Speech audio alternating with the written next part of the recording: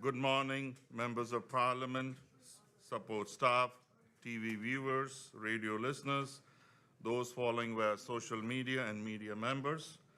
Welcome to this continuation of Central Committee meeting number 14 of Thursday, March 16, 2023.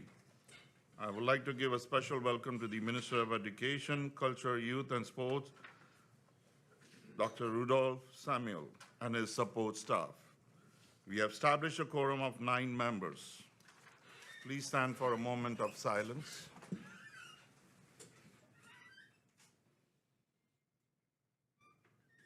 Thank you. I have received notice of absence from the following members: MP Angelique Rumu. No one. Are there any notifications? And I see MP Christopher Emmanuel. MP Emmanuel, you have the floor.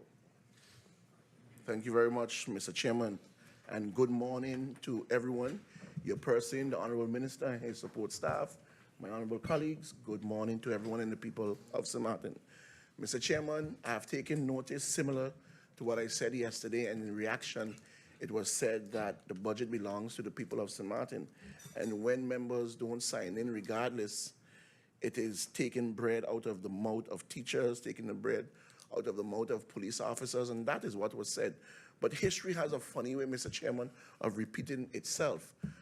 Mr. Chairman, in January 15, 2009, and it will not cover up for DP and pretend all is well. It was said, opposition party National Alliance has showed in no uncertain terms that it will continue its stance that the Democratic Party must prove it has a firm and secure majority in government. Mr. Chairman, the reason why I'm saying this is because up to this present day, we haven't received the answers concerning the coalition and the majority that they have, and we continue to ask for that coalition and that governing accord. It goes on to say, DP must prove it has a firm and secure majority in government. Any island councilman refused to sign in Wednesday for an extraordinary meeting with a delegation from the Dutch Parliament First Chamber. The oppositions refused to sign in lead to the cancellation of the Island Council meeting, to the NA holding an impromptu meeting with a visiting delegation at the Parliament building, during which NA leader William Marlin pointed out that the island remained in a crisis situation because there was no strong indication that the DP had a majority it claimed. It goes on to say, the two sides may meet again in a schedule of a visiting delegation when it permits. Marlin told the press that if the government called a meeting, it should have a majority to form the needed quorum for 6 members. He said NA would have signed in for Wednesday's meeting, and in the earlier Central Committee meeting, had independent Island Council member Louis Laveis been present and registered for the meeting. NA said it had been willing to prove or provide the other needed signatures to form a quorum because it was aware that Commissioner Roy Marlin was off island on business. Laveis was absent from both meetings without notice. We simply wanted to press home the point that it is still not clear whether there is a legitimate government in place, said William Marlin. I thank you very much. And it's the same thing I'm saying, Mr. Chairman. Same thing I'm saying. So history has a funny way of repeating itself. It was good then. So what happened to all the teachers that needed to be paid then? What happened to the police officers that needed to be paid then? You didn't give no quorum, you didn't sign in. It's the same thing now. No, you can't pick and choose. The government have to provide and have to come with a majority in these meetings, Mr. Chairman, because thus far, it is the opposition members who have been here every day from the start of the meetings. We cannot say the same for the governing coalition partners. I thank you very much. Thank you, MP Christopher Emmanuel. I see MP Grisha Heiliger Martin. MP Grisha Martin, you have the floor. Good morning, Mr. Chairman. A pleasant good morning to the Minister and his support staff, and good morning to my fellow colleagues, those listening and viewing online.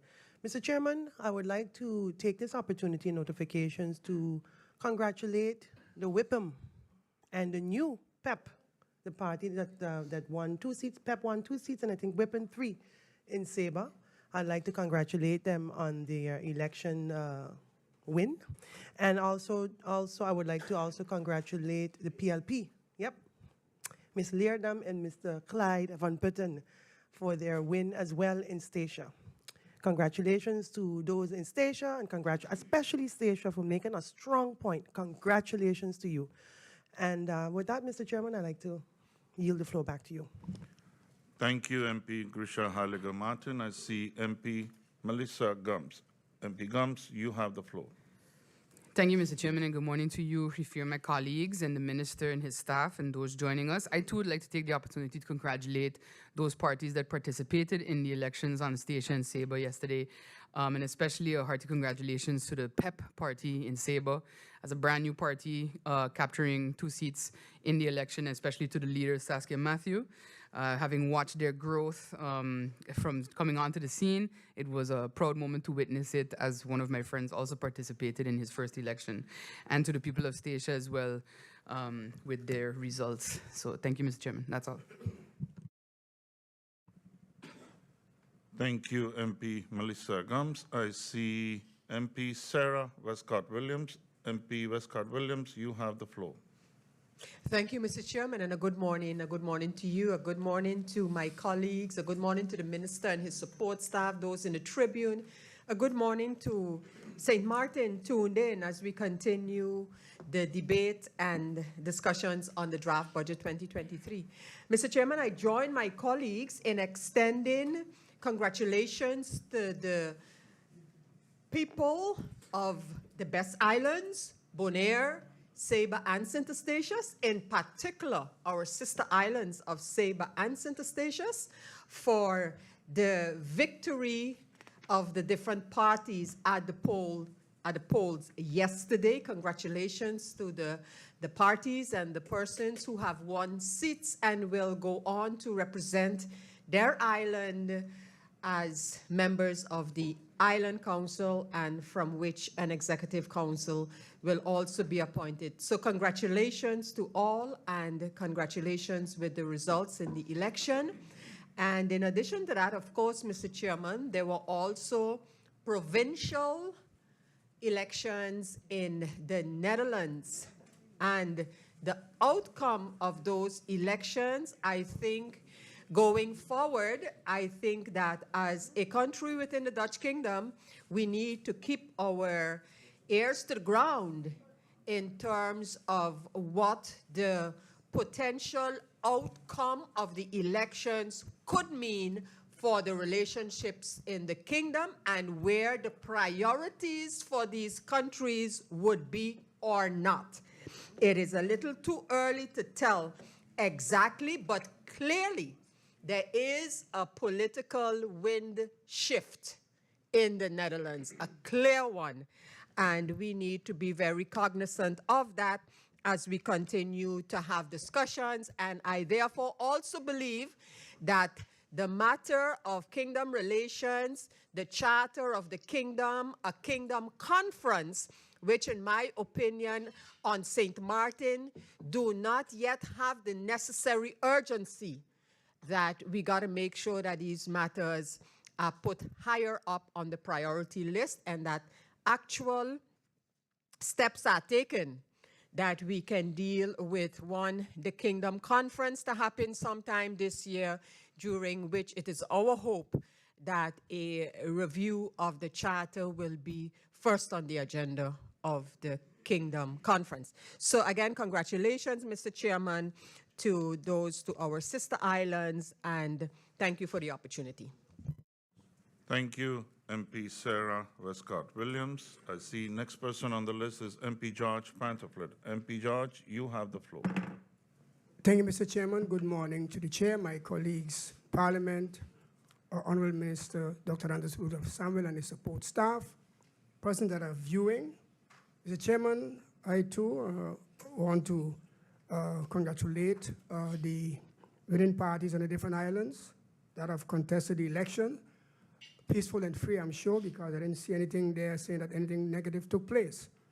And of course, especially Statia, because we know exactly for the last 3 or 4 years that the Dutch government had put, let me use these words, a lien on the government of Station to complete control under the guise of Station not doing their proper administration. I do hope in the future, Mr. Chairman, that stations are allowed, especially in all the islands, to have the elections where the people decide, and not that someone can decide from outside, decide exactly what kind of administration should be in place. So I especially congratulate the people of Statia for ensuring that the ones who the Dutch say are not capable are still back there in government again. That's one.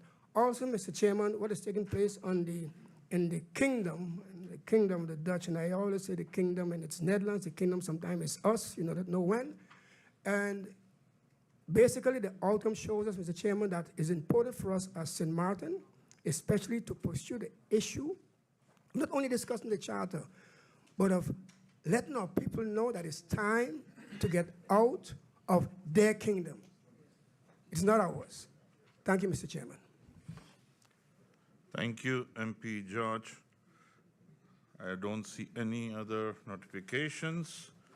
Thank you all for your notifications. We have as agenda point for this meeting, National Ordinance stipulating the budget for Country Sint Maarten for the service year 2023, National Ordinance Budget 2023 Parliamentary Year 2022-2023-166 under IS Document 535/2022-23 dated March 6, 2023.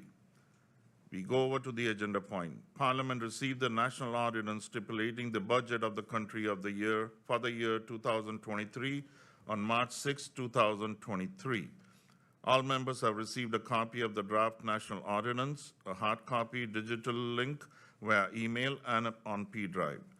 The budget 2023 is also available on our website and our Facebook page for the public.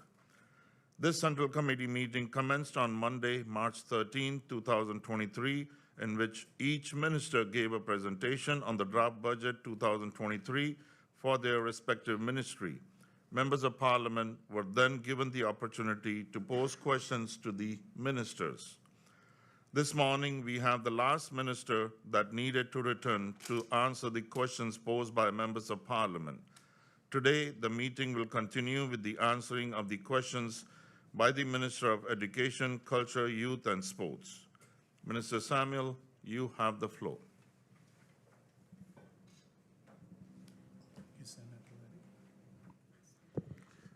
Mr. Chairman, good morning to you, and good morning to the griffier. Good morning to the honorable members of Parliament, and good morning to my support staff, those in the Tribune, those listening to us by whichever way, whichever medium, and definitely good morning to the people of Sint Maarten. Mr. Chairman, before I answer the questions that I am here to answer this morning, permit me to congratulate the people of St. Eustatius and the people of Sable with their election that was held free and fair.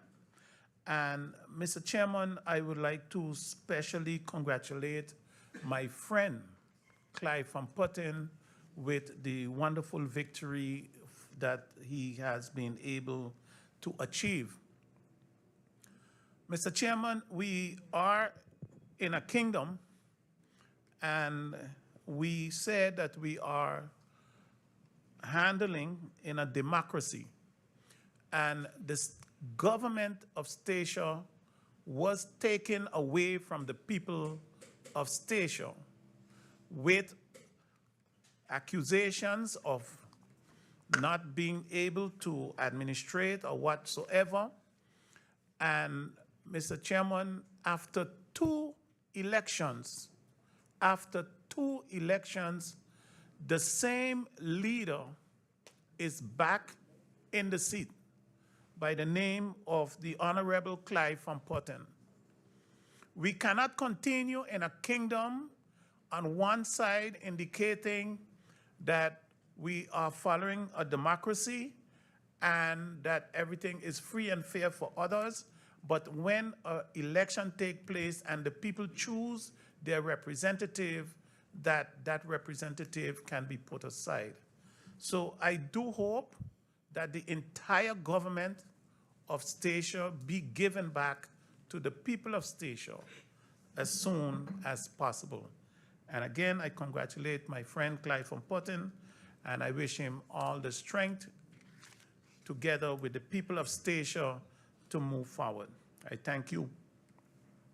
Mr. Chairman, I'm happy to be here this morning again to answer the questions, the outstanding questions and clarification questions of the members of Parliament. And I would go straight to the first member of Parliament, the questions of MP Emmanuel. The repairs relate to the roof, but there is also structural damage at MLK, walls, tiles, windows. Was a study done? Yes, the study was done. By whom was the study of the technical drawings done? Can we get a copy? The technical drawings were done by ICE, and a copy has been provided. Minister mentioned technical drawings and damage assessment. Was this done based on the structure of the school? Mr. Chairman, I have provided to Parliament also copies to present regarding the drawings and the technical situation of the school. What level are the teachers of the different high schools? Are they all primary school teachers? What level are the teachers at Sundial and Orania School? There are 343 teachers in secondary education.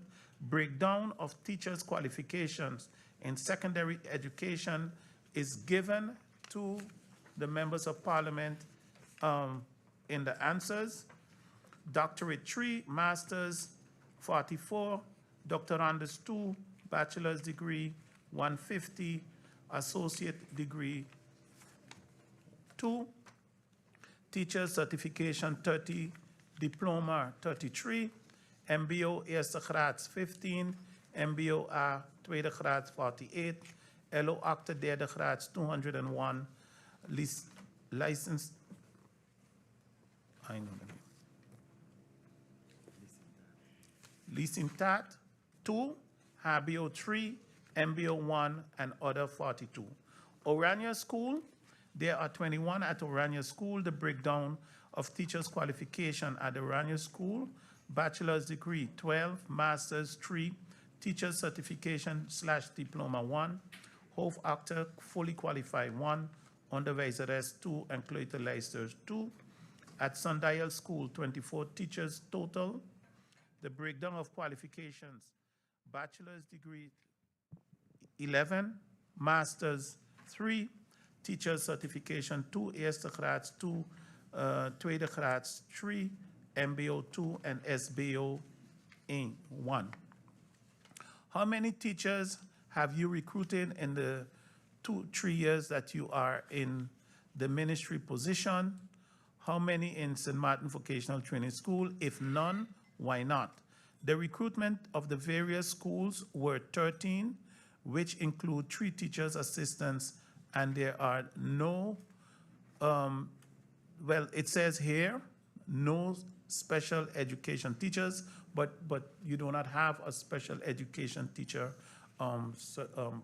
let's say, notification in the function book.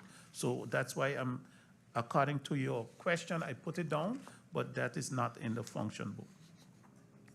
Privatization, and then, Mr. Chairman, I go to the questions of the Member of Parliament, Westcott Williams. Privatization of the debt of public education, of the Department of Public Education. On the table since 2017, Minister indicate that it is primarily about financial independence. Are there any steps towards this research review consultancy to be undertaken in 2023? Is there an end goal in sight? The public body, public authority, public entity for public education is there going to be a sort of in-between? Are we only looking at financial independence, so the public school do not have to go through the bureaucracy of the ministry and the department to get things done? What is anticipated to be done? Any steps at all where that is concerned?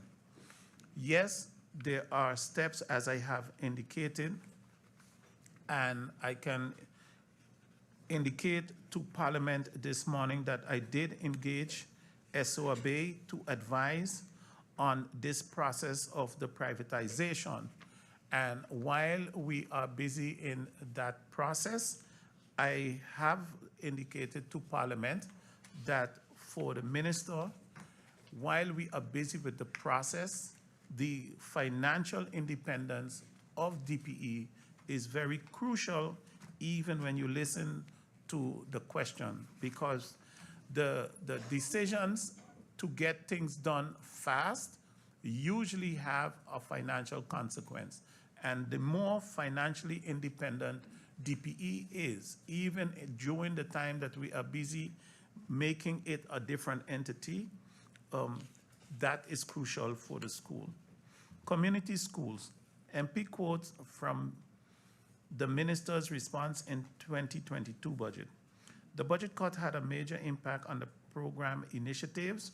The current budget, 1.7 million, is not sufficient for a full expansion.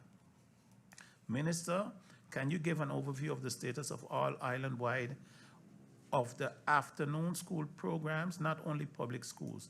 How much, where, and by whom are we offering the community schools concept? The broad school concept. An island-wide indication is needed. The answer to you, Mr. Chairman. The community schools project started in 2007-2008 through funding from USONA's Poverty Alleviation Project. It entailed partnering with school boards to house 5 community schools, which are commonly known as after-school activities for vulnerable children in schools located in the various districts like Middle Region, Cold Bay, St. Peters, Betty Estate.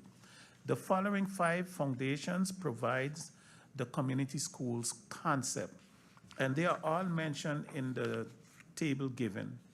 Number 1, the Methodist Agogic Center, John A. Gumbs campus located in Betty Estate. Number 2, Foundation Catholic Education Sint Maarten, the St. Joseph and Sister Borgia Primary School located in Phillipsburg, Sister Regina Primary School located in Simpson Bay, St. Dominic Primary School located in South Ward, Sister Magda Primary School located in St. Peters, and Sister Mary Lawrence Primary School located in Middle Region. Number 3, Orania School Parents Teachers Foundation, and that is located at Orania School in Phillipsburg. Number 4, the Sint Maarten Seventh-day Adventist Foundation. You have the Sint Maarten Seventh-day Adventist located in Cold Bay.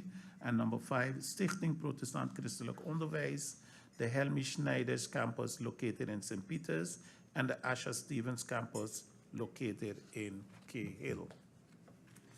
Since the start of the project in 2007-2008, the community school concept was expanded to 10 community schools. The Department of Youth contributes to the vulnerable youths in the 5 community schools. Currently, the amount made available for subsidy is based on 100 students per foundation per year. The maximum amount granted to community schools for the year is 246,264 guilders.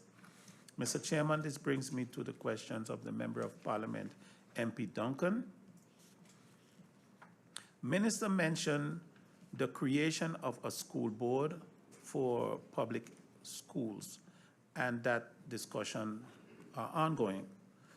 This is disturbing to the MP. She thought they were further in the process. They are neglected. Is there absolutely no proposal on the table as for the creation of a school board? MP thought the ministry was further along, no advice written. what stage are we actually in? So as I have indicated, right, with all the information on the table, I have engaged SOAB to assist as to how the process can actually legally take place, because there is a lot of rights and privileges of persons involved, and structures and everything has to be done. So all the information that has been there, Minister has taken that all into consideration, but it has to be done in a very legal way and to make sure that rights and privilege are all protected. The FBE evaluation, the most standardized test is the FBE exam, which needs to be reviewed, evaluated, and reformed. Seems not to have any priority. What is happening with the exams? The FBE exit examination in Group 8 is the national test on Sint Maarten used to gather data that measures the quality and level of each student and the school performance as it relates to the completion of the curriculum. The FBE exit examination is developed locally by trained professionals in test development. This team is also well-versed with the FBE curriculum.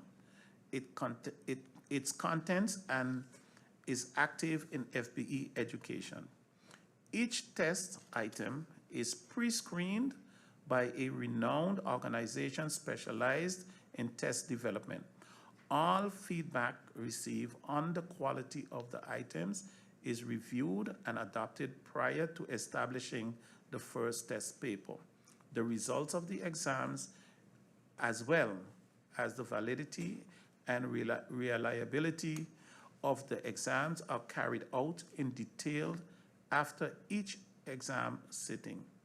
Detailed item analysis reports are available per item and per test paper. The following reports listed are available and used for the review and evaluation of each examination sitting. Condensed item analysis reports, student response report, student score histogram report, student statistic report, class frequency report are issued to review, evaluated and reformed for the continuous improvement and efficiency of each exam on a national level. These reports are internally studied and reviewed in depth, shared with the team of test developers to ensure that the level and quality of each item for the next test is of better quality. From the above and the many other internal quality checks and balances, analysis and reporting carried out annually by the Division of Examination is and remains a priority. With the detailed outcome of the individual student, group, and school performance, the results of each measure, the level of proficiency and strengths, as well as weaknesses in the various components of each subject. Mr. Chairman, this brings me to the question of the Member of Parliament, MP Peterson. Would like to receive the lab results, send a copy that has been provided. And then we have clarification questions from the Member of Parliament, Christophe Emmanuel. Number one, for clarity, at what level is the SMVTS? Mr. Chairman, when you look at the Sint Maarten Vocational Training School and you ask what level is the school on, then you have to take into consideration a couple of things. One, the school receives students from the Prince Willem Alexander School, which are REO children. Then you have another group of students that goes to the school, which are special education students that come from all the primary schools. And then you have a third group of students that come from maybe a PBL and a PKL, and also students that come to the island that are older than the age for elementary education, and they are falling under compulsory education, and they too go to St. Maarten Vocational Training School. And when I came to the ministry and I began to examine the situation regarding the St. Maarten Vocational Training School, I am surprised, because when I got there, I understood the school exists 38 years. And in that 38 years, there is an issue of putting all of these students of different levels and different categories together. Sometimes when you sit in Parliament or you sit in the position of ministry and you are asked a question, you tend to take on a defensive position as you have to defend yourself. For me, Mr. Chairman, this is not about defending the Minister of Education. This is explaining to the members of Parliament and to the people of St. Maarten what you meet when you come to a job, what you meet. So when I also heard the question from the Member of Parliament as to what are the level of the teachers, or how are the teachers paid, and how many teachers did you hire? The school exists for 38 years. I'm not the first minister that came and meet the school. And I am tasked, and I always respected that, I am tasked also on request of Parliament to do my best to be able to resolve the situation. So I did look into all the information that has been provided. I look at the various decisions that have been made interimly. I have discussed reports with persons who have made them, and I have also requested from SOAB assistance in looking at the different levels, the different type of students, and looking at how do you get a school type for each level and match a curriculum to fit the students so that their certificates at the end of the day will be a valid certificate. For me, yes, we need more school space, because by getting more school space, meaning if we were to have another school, you can move one group of students out from between the other group so that you can focus more on the group. So, Mr. Chairman, I hope I have been able to explain that answer. Are the teachers paid on a secondary levels? It is a secondary school because it is a school that is after elementary school. So it's a secondary school. If it is a high school, that all is a tricky question, because maybe the first 2 years is not, but maybe the last 2 years is high school. But teachers are, when they are hired on the basis of the function described in the function book, and which have a specific salary scale for the teacher. Summer program DPE, I have answered the question to the Member of Parliament, that process is still ongoing. And then the following question, can the minister indicate when or if the salary increments will be paid to all public school employees? How much is it, and is there any budget for it? And if, where on the budget, and how much the increment is? After the, I would say, the annulment of the solidarity law, it is indicated that the whole process of increments have been reinstated.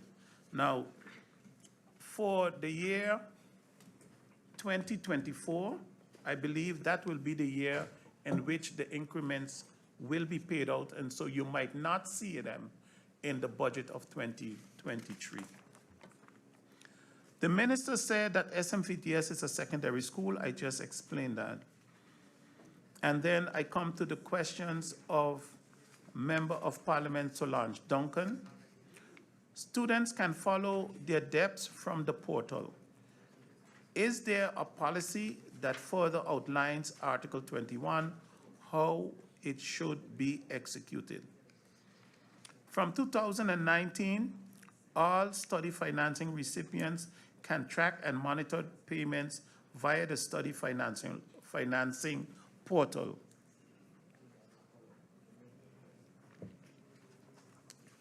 A debt calculator feature was also introduced to enable recipients to calculate their own total study debt anytime. Information is also available on the study financing website explaining the repayment of study loans and how to request a reduction in the monthly payment. The total study debt is always broken down into monthly payments with a maximum of 30 years depending on the total debt. And Mr. Chairman, I have also included a sample of the contract between government and the students which have been requested. And then I come to the final question that is from the Member of Parliament, MP Bryson. Please give a synopsis in writing what the situation is regarding the changes of articles pertaining to NEPA. What is the opinion of the minister on the changes? The minister have requested advice from the Corporate Governance Council pertaining to the changes of the articles of incorporation of NEPA. This advice has been provided and it is being reviewed, and that the results of the review will be made available in writing to the Member of Parliament. Mr. Chairman, this brings me to the end of the questions and answers. Thank you, Minister. I would like to now look at my members of Parliament if they have any clarification questions pertaining to the answers given. This is his third time here, so I would not entertain any new questions. But if there are new questions and if the minister agrees to give them in writing, and if we accept that point, that will be allowed. MP Christopher Emmanuel, you have the floor. Mr. Chairman, thank you very much. I would really like to see how that would play out, because this is a central committee. And for you as Mr. Chairman to say no more new questions would sort of really be an issue, because I can ask as much questions as I want in a central committee. Nonetheless, I will move on from that. Mr. Chairman, through you, when I ask a question, and first let me say I want to thank the minister for his answers. I really appreciate them. It hit the nail on the head to exactly where I wanted to go. But I'm going to start in clarifications from the bottom in his last answer that he gave, because when I ask something, it's not because I don't know the answer already. When I make mention that this is the worst government, it's simply because of the certain things that I say. Certain things that I say is what troubles me. Mr. Chairman, I asked the question about the increments. The answer from the minister says in 2024. So it will not be, you will not see it, or it will not resemble, or it wouldn't be shown in the budget of now. That is not true, Mr. Chairman. And these are the things that I take serious issues with. I asked about it. When will the increments be paid? The minister says in 2024. I would like to ask the minister if he's aware, and he must be aware, of the meeting that they had with the union on Friday, February the 10th, 2023. In 2023, in this letter, Mr. Chairman, it says, and it says reference agreement with WICTU and the government. And in this letter, it says the Windward Island Teachers Union WICTU board attended a meeting with you and the Minister of ECYS, TIAT, and Finance Minister on Wednesday, February the 8th, 2023. Mr. Chairman, I just saying that so that the minister could know that he attended that meeting. And in that letter, points was laid out that they agreed to, Mr. Chairman. And what are one of those points? One of those points are all employees of public school would receive their salary increment by the end of August 2023. That is what is said in this letter. The minister was there. Now, when I asked the minister the same question, when will the increments be paid out to all public school employees? The minister comes here now, so I want the clarification. Says it will not be shown in the budget because it will be done in 2024. Perhaps it's a slip of the tongue. Perhaps it's a slip of the tongue.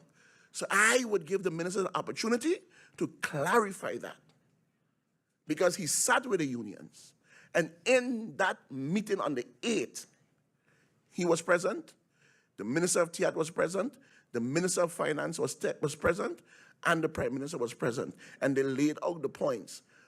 And it is said, and I read it again, all employees of public education will receive their salary increment by the end of August 2023. If that is the case, Mr. Chairman, it must be shown in this budget where the monies will be coming from. It must be shown in this budget where the monies will be coming from. So I would like a clarification on that, please. In addition to that, Mr. Chairman, when I asked concerning the school of the Sint Maarten Vocational Training School, yes, the minister is correct with the different streams of the children that come there. But what he didn't mention is that it is 2 schools in one. It is a general stream, and it is also a stream for special needs. That's why I ask, on what level are the teachers being paid? Because they are doing 2 jobs in one. Yes, all of them in that school are considered to be the Argo, but it's not in the function book. That salary scale is not in the function book. So on what level are you paying them? Those are the things that I'm concerned about. And I agree with the minister. Yes, you came and you met that there for 38 years. However, in particular to your person, you're the longest serving minister. You're the longest serving minister. So that excuse don't fly. It don't fly. The teachers at the Sint Maarten Vocational Training School are doing 2 jobs in one. And that's why I asked the question, not because I don't know what it is. It's because you as minister, is tasked, like you said, to fix it. So the question is, what type of high school is it?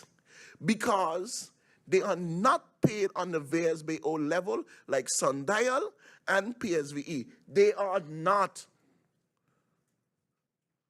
They are not. So which one is it? The Dutch didn't make the Sint Maarten Vocational Training School. Curacao didn't make it. Sint Maarten did it. And as far as I know, Mr. Chairman, we have only had Minister of Education from Sint Maarten. So yes, 38 years, you came and you met it. You speak the truth, I appreciate that. I appreciate that. But what type of school it is? My colleague next to me said when she was in that field, as a civil servant, all that research was done. It is there. It was left there. All the investigation and everything was done. It is there, Mr. Chairman. That's why I asked the questions again. Okay? What level are they on? What level are they on? Because I can also go and pull up the scale with their trader. They don't pass scale 13 on the VSBO level. On the POS level, they start at scale 12, similar to a primary school. Mr. Chairman, similar to primary school. That's the reason why I asked the question, the type of teachers that we have. That's the reason in particular I mentioned Orania School. Because I know it's a primary school. So how is it that majority of the teachers of the St. Maarten Vocational School is paid on that level? In my book, Mr. Chairman, I'm going to end on this. In my book, that's called one thing. It's one word for that. Because you came in here yesterday and acknowledged that it's a high school.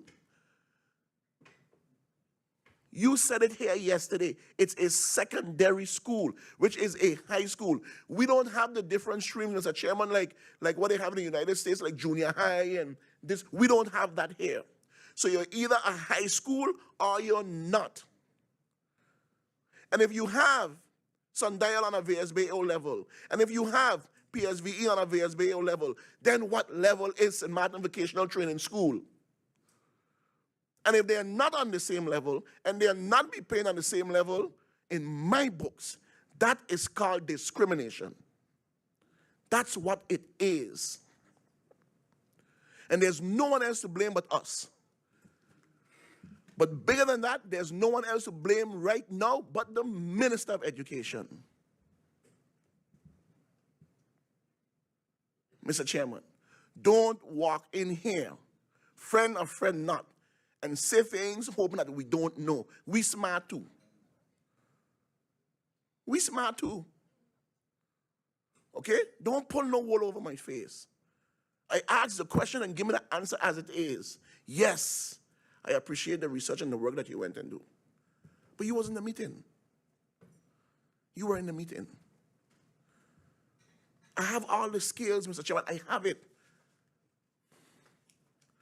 But I know it's much more work for the Secretariat to go and put it in the record, put it in the books, and prepare for Monday. So it will be belabeled and it will keep going on. So I would not do that. But I would keep it for the OV. And I want to caution you, Mr. Chairman. In 1952 or 1953, the Honorable Chedi Jagan and Forbes Burnham from Guyana traveled to India. And when they traveled to India, the custodian of the parliament came out and he met Jagan and he met the Honorable President Forbes Burnham. But Forbes Burnham is of African descent. Chedi Jagan is of Indian descent. And when the custodian saw him, he said to him, "To Jagan, upon a Jap." Not knowing that Forbes Burnham could have speak Hindi and knew what he meant. I am saying to you, Mr. Chairman, I appreciate the way that you're deliberating. I appreciate it. But in a central committee, I can ask as much questions as I want. But I would take into consideration the work that needs to be done. I would take that into consideration. But please, Mr. Chairman, don't, and I'm saying this for lack of a better word, don't muzzle the members of parliament, allow them to speak, and give them the right that is due to them based on the rules of order. I thank you very much. Thank you, MP Christopher Emmanuel. That's why in every meeting I read how things were going to be proceeded in the parliament, and ministers will come here for 2 rounds, and that's how things were laid out. So I'm not muzzling for anyone. The next person on is MP Sarah Westcott Williams. MP Sarah Westcott, you have the floor. Thank you, Mr. Chairman, and thank you for, thank you through you to the Minister for his responses. Clearly, we're narrowing down and heading towards the public meeting for the debate on this budget. Mr. Chairman, I just wanted to confirm that there are some issues, some questions which the minister had promised will be sent in writing. I just want to make sure that we have that covered, that will happen, is still to happen before the public meeting. Just wanted to make sure that is understood, and not that with this latest appearance by the minister means that we have everything that we have asked. So I just wanted to clarify that. And Mr. Chairman, I overlooked it at the beginning, but I do want to thank my colleague, MP Emmanuel, for bringing up that article which he did earlier. And I say this to say that so often we hear ministers today refer to they met this, they did not meet that, they had to fix this. And on a side note, I need to say where that is concerned, that I was pleasantly surprised by the Minister of Justice admission yesterday that the payment in 2020, January 2020, to the police officers was done incorrectly. And the Minister now of Justice is ensuring, hence the lengthy process, that she does not fall victim to the same in terms of doing it wrongly. So, back to my colleague, MP Christopher Emmanuel, and the information that he pulled up, and how too often selectively, we hear reference to this predecessor, that predecessor, those predecessors. So it was good to hear a statement that was picked up, and I guess my colleague was actually quoting from a newspaper article or an item, whatever the case may be, but clearly it was a quote. It was a direct quote. And just in the case coming back now, or placing this in the context of the Ministry of Education, we don't have to go all the way back, but if the minister can, that would be appreciated as well. But maybe if we could just, let's say from 10, if we could just get the names of the predecessors of the minister, you know, so that we can place certain occurrences in the right era. Let me put it that way, in the right era. So you could go back for the minister if you can, but if not, from 10 onward would suffice in terms of distinguishing the era and the visions during these eras. Okay, so if we can get that done. So, and then I want to go on. Minister, you read from, and I'm understanding that we shall receive that, the issue of the privatization of, wrongly. Not that we're going to get that. That's my next point. But you mentioned the privatization of the Division of Public Education, and that it has been, you have asked SOAB to advise. And my question is, that request to SOAB, which has to always be done formally, has that been done formally? And if so, what I would like to get at, Minister, is what period of time has been taken out for this advice to be given. So in your opdracht, so to speak, there should be a timeline. This is what is expected of them, and they will report by. And that's what is important for me. They will report by, and when is that by? So if the minister can explain that. And then, Minister, this is where I was going to say that I might get further insight when I receive the document in writing, which the minister indicated we will be receiving, regarding community schools. Because truth be told, Minister, I lost you in terms of you mentioned many school boards at the beginning. You listed them, you mentioned them from the document, but I didn't understand the relevance to the actual community school programs today. So I wasn't sure what that listing was about vis-a-vis the following statement that had to do with 10 schools. It was expanded from 5 to 10. And then a reference was made to the budget. Minister, concretely, in the budget right now on the community schools, we have 1.2 million guilders, I believe it was. And so does that cover 5 or 10? Because last year, 2022, and the minister quoted from what I quoted from him, the minister indicated that due to finances, the expansion to the community school program could not take place. So, Minister, again, if you can just maybe summarize it a little better for me to understand the island-wide picture of community school programs today. And again, if not, and you refer me to the document, which I will receive later, then that's okay as well, and I'll deal with it in the public meeting. And then, Mr. Chairman, to the Minister of Education, Culture, Youth and Sport. Minister, your capital budget for 2023 is approximately 7 million guilders. Minister, the plans that you have submitted, or the items that you have submitted for CapEx, are you ready with these plans when when and if the money is approved for the loans for the capital expenses?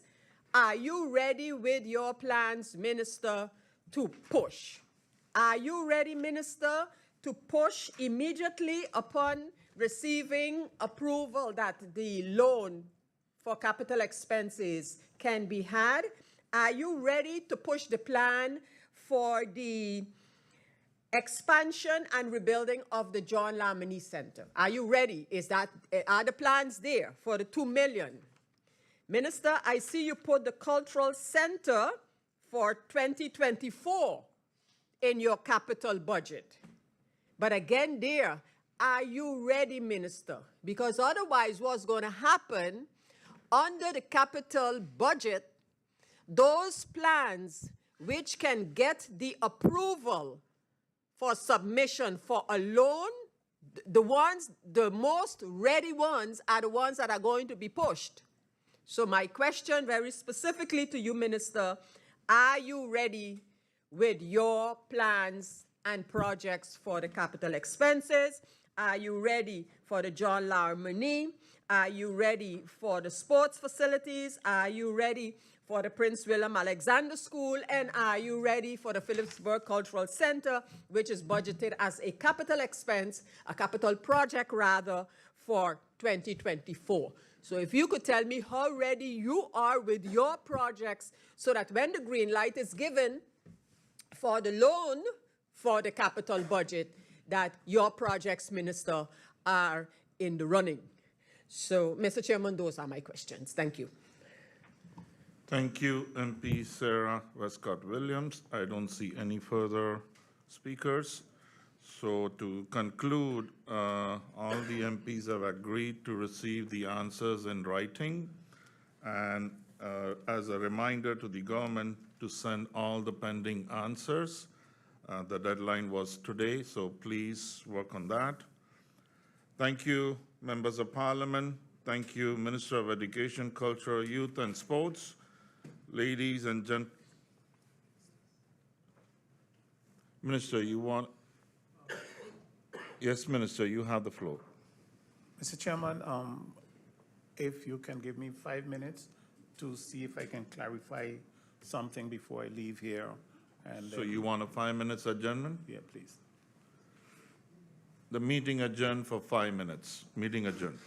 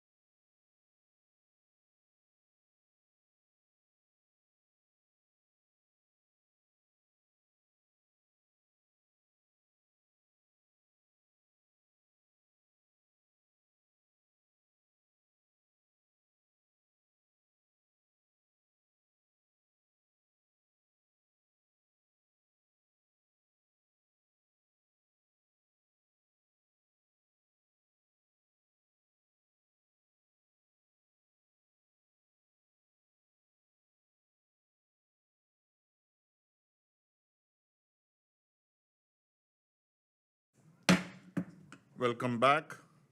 Minister, you have the floor. Thank you, Mr. Chairman. Mr. Chairman, first let me indicate that indeed all information that has to be provided to Parliament in writing will be done so before the public meeting of Parliament. And then, Mr. Chairman, the question posed in regards to the increments did not specify any particular year. So in that case, I picked up the question from the Member of Parliament in regards to 2023 that will be paid out in 2024. And I also received and looked at the agreement made, and indeed, all increments that would have to be paid out in 2023 will be honored in 2023 August. Thank you. Thank you, Minister.